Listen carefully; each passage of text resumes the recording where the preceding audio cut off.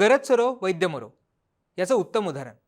उच्चवर्णीय हिंदूंनी भाजपला मतदान केले आणि उभाटा शिवसेना किंवा महाविकास आघाडीला नाही.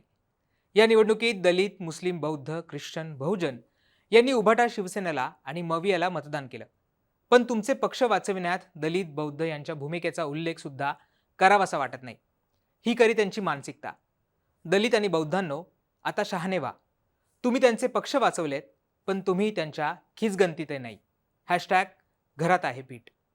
हे ट्विट आहे वंचित बहुजन आघाडीचे अध्यक्ष प्रकाश आंबेडकर यांचं. या ट्विटमधनं प्रकाश आंबेडकर यांनी थेट उद्धव ठाकरेंवर निशाणा साधलाय. हे करत असताना जो हॅशटॅग वापरलाय तो देखील दखल घेण्यासारखा आहे. हॅशटॅग घरात आहे पीठ.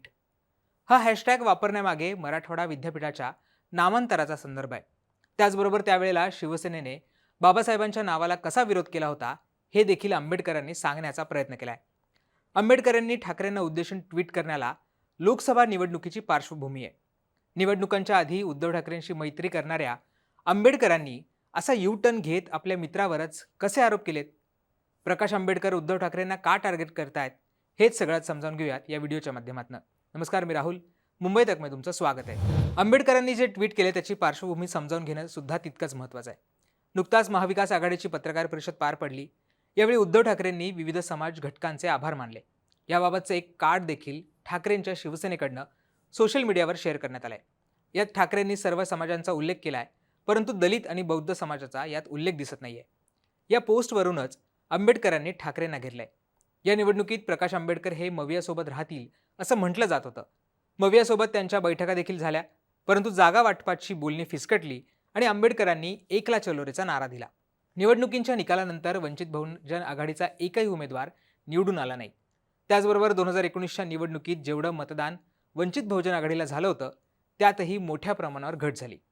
मुंबईत खास करून दलित, बौद्ध आणि मुस्लिम मतं ही ठाकरेंच्या बाजूने गेल्याचं दिसून आलंय. त्यामुळे त्याचा मोठा फटका हा वंचित बहुजन आघाडीला बसला.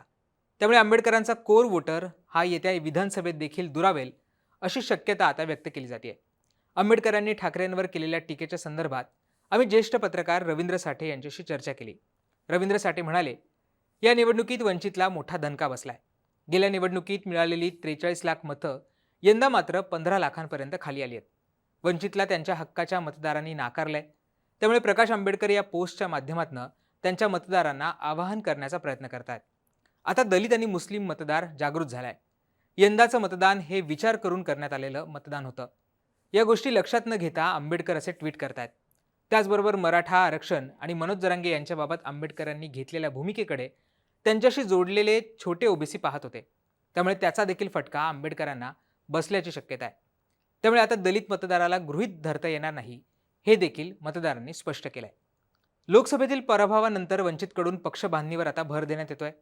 लोकसभेत झालेल्या पराभवाचं विश्लेषण देखील त्यांच्या पक्षाकडून आता करण्यात येत आहे. आता येत्या काळात प्रकाश आंबेडकर मवियासोबत जातात की स्वतंत्र लढण्याचा निर्णय घेतात हे पाहणं महत्त्वाचं असणार आहे. तुम्हाला प्रकाश आंबेडकरांच्या भूमिकेविषयी काय वाटतं हे आम्हाला कमेंट करून सांगायला विसरू नका. धन्यवाद.